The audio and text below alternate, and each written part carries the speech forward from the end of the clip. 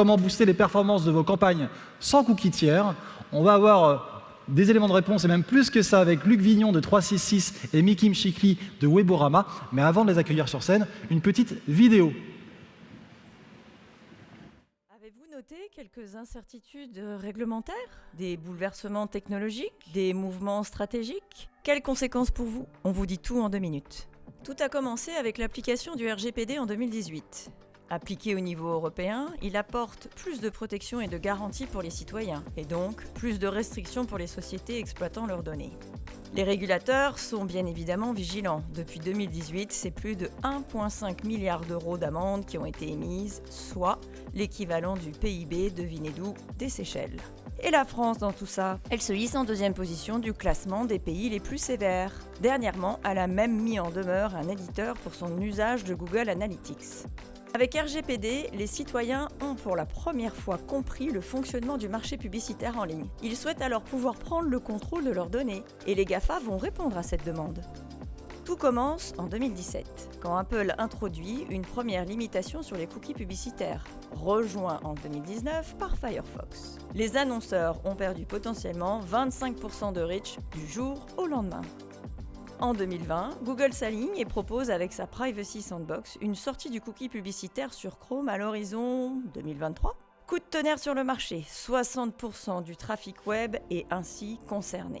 Et en 2021, cette tendance se déploie sur le mobile avec Apple qui permet à ses utilisateurs de contrôler leurs données pour chacune de leurs applications. Et quant à Google, il annonce début 2022 qu'il déclinera sa Privacy Sandbox sur Android. Résultat, vous ne pourrez plus recruter de nouveaux clients en utilisant les cookies publicitaires. Et vos ciblages deviendront ainsi peut-être moins précis et peut-être avec une plus faible couverture. Dans ce contexte, les outils des GAFA proposent des écosystèmes performants, simples et économiques, donc particulièrement attrayants. Mais en concentrant les budgets marketing et publicitaires dans ces outils se crée une dépendance, une concentration accrue et peut-être un risque de perte de souveraineté, de privacy des données propriétaires. Bref, ce contexte réglementaire favorise certainement les GAFA. Ne loupez pas le virage, ne vous trompez pas de sortie. Quel rôle avons-nous localement pour permettre l'émergence d'un écosystème souverain? Quelles technologies européennes comme base solide à cet écosystème? Quelle réglementation? 3, 2, 1, Bonjour tout le monde. Bonjour.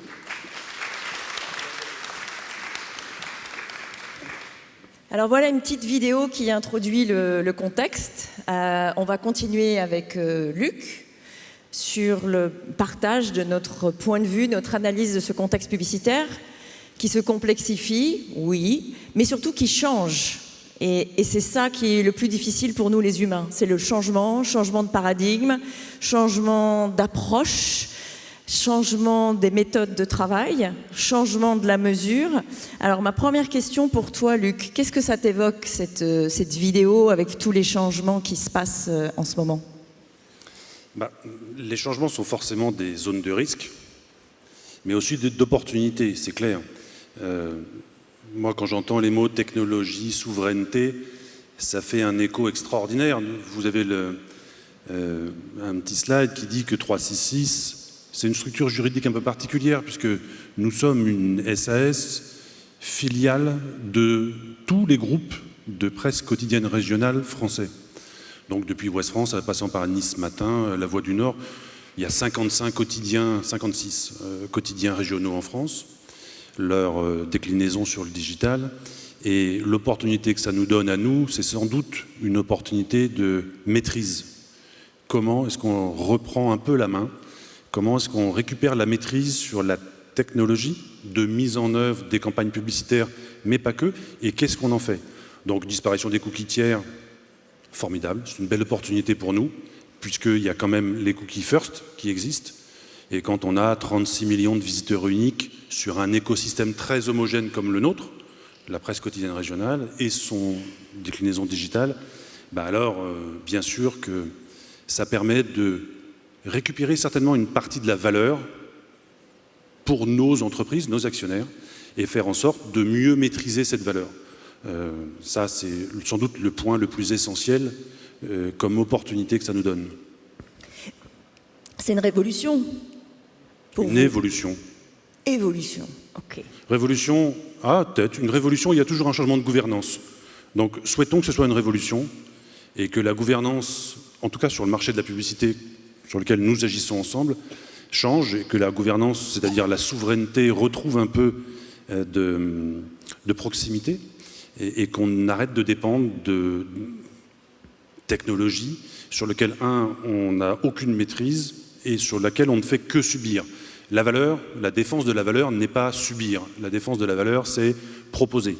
Donc nous, on veut accélérer, continuer à mettre en œuvre une reprise en main de la maîtrise technologique pour pouvoir mettre en œuvre de la valeur pour nos actionnaires, nos mandants, que sont les groupes de PQR. Alors concrètement, dis-nous un peu ce que tu mets en place, quels sont les gros projets, les grands chantiers. Justement, on voit quelques chiffres ici, hein, la disparition des cookies tiers en 2023, bon, peut-être, mais toujours est-il qu'en attendant, on perd 30-40% de son trafic à cause du consentence, pardon. Oui, ça c'est sûr. Dans les conséquences, il y a ça. Voilà. Sinon, on ne perd pas le trafic. On peut l'exploiter de façon moindre, publicitairement parlant. Néanmoins, le trafic, il est toujours là. Rappelons que le trafic repose sur une réalité qui sont des gens, des vrais gens, qui se connectent sur des sites pour bénéficier de la proposition de valeur du site.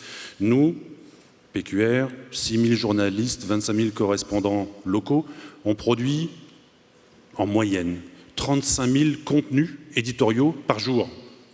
Donc, parmi les sujets qu'on a, le premier, associé à de la valeur, notre valeur, c'est d'être des producteurs de contenu.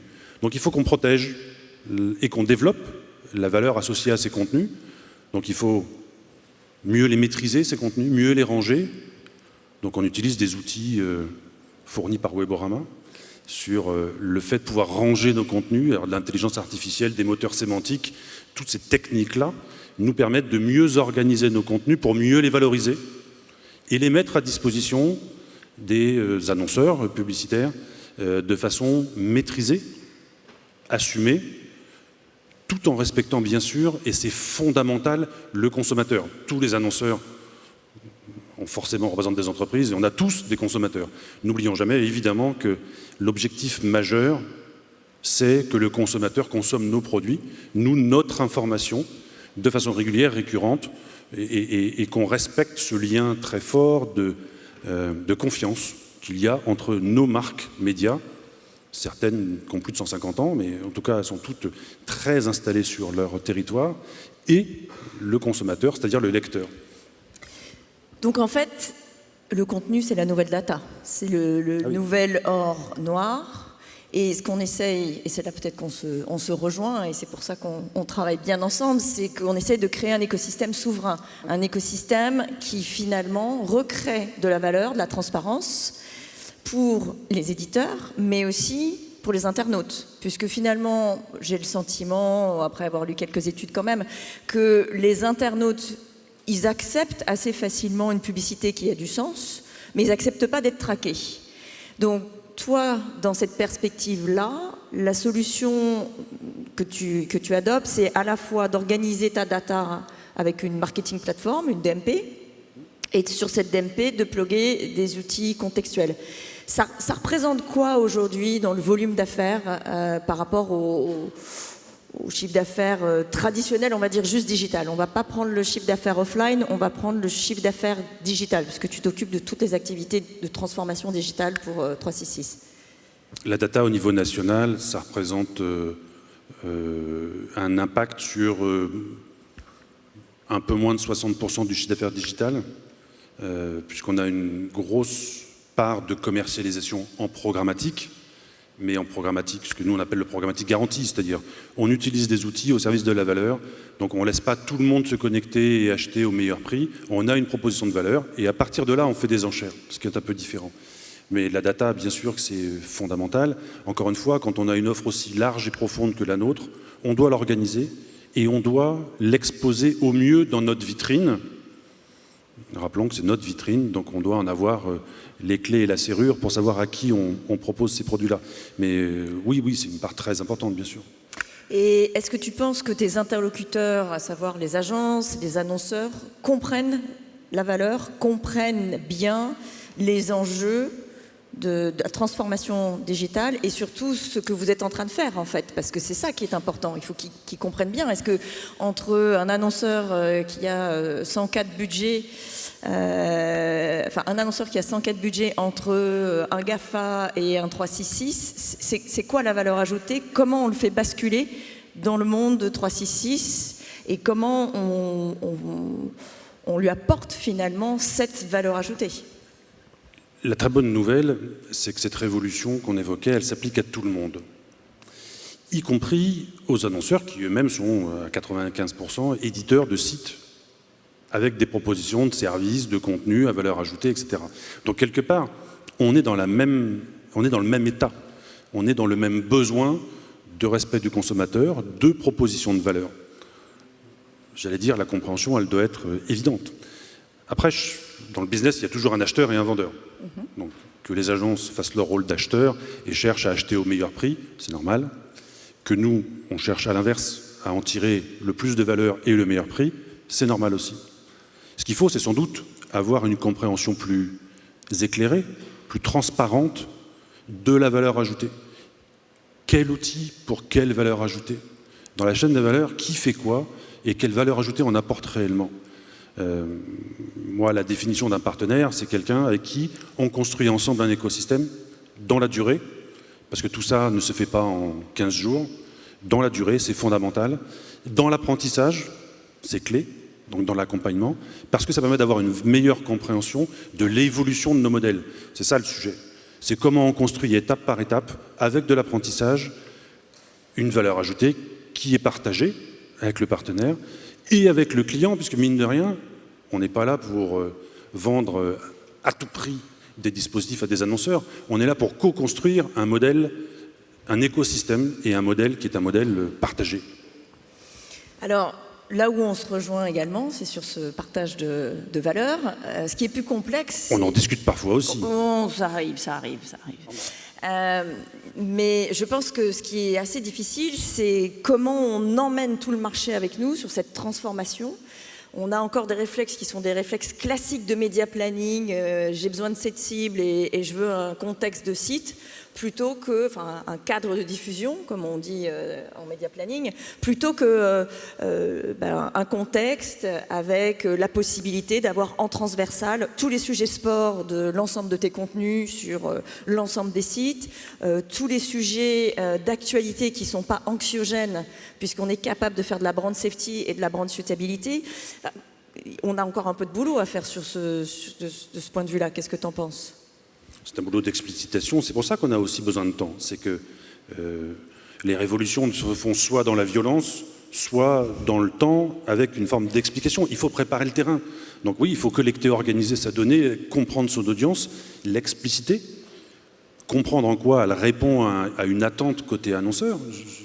Encore une fois, on s'adresse à des clients. Alors, un coup, ils sont clients de nos contenus, mais l'enjeu, il est bien qu'ils soient aussi clients de nos annonceurs. Qu'ils achètent des voitures, qu'ils achètent à manger, des produits et des services, peu importe. L'enjeu, c'est bien qu'il y ait une forme de continuum et pas de rupture entre les univers, le fameux consumer journey, et surtout sur le lien de confiance qu'on établit, parce que ça coûte cher. La confiance, c'est un vrai investissement dans le temps qui est important, qui se détruit très facilement.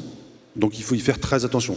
La relation au client, pour nous, c'est un truc clé, d'où la maîtrise. On doit maîtriser ce qu'on lui expose et la façon dont tu lui exposes les choses. Juste un dernier point qui me semble très très important, c'est que je pense qu'avec tout l'écosystème qu'on est en train de mettre en place et les outils qu'on est en train de mettre en place, on est beaucoup plus respectueux des choix de l'internaute. Donc ça, c'est très favorable. Également, on met en place une publicité plus responsable, par exemple sur ligne vidéo, moins intrusive, etc. L'enjeu pour toi, c'est vraiment de pousser cette offre-là. L'enjeu, c'est de respecter le modèle de mes actionnaires. La publicité n'est qu'un morceau du business model des éditeurs de PQR. Ça représente maximum 20%. Ça veut dire que 80% de leur modèle repose sur de l'accès à du contenu payant. Ça veut dire que plus on avance, plus on segmente nos audiences. Des clients qui payent cher, on va leur mettre une pression publicitaire très certainement plus faible. Et en même temps, sans doute, avec des formats différents, respectant l'ambition que l'on a d'informer le client. On ne veut pas lui vendre un produit, on veut lui dire « Hey, ça existe ». Il y a aussi une notion servicielle dans les médias de proximité qui est fondamentale. Donc entre le client payant, un peu payant, juste inscrit, gratuit, on a des modèles qui sont en train de se splitter par audience, avec des parcours clients différenciés, comme tout acteur de l'Internet fait, bien sûr. Donc on résume, parce qu'on est arrivé au bout de cet échange. Souveraineté, oui. 2 acteurs français très actifs sur le marché, puissants, simples, efficaces. La transparence. Fondamentale. Le partage de valeurs. Pareil, l'un ne va pas sans l'autre. Et on a le temps, on est là, on ne va pas disparaître du jour au lendemain, donc on accompagne l'ensemble du marché pour cette transformation. Avec plaisir. Merci beaucoup, Luc. Merci beaucoup à tous les deux.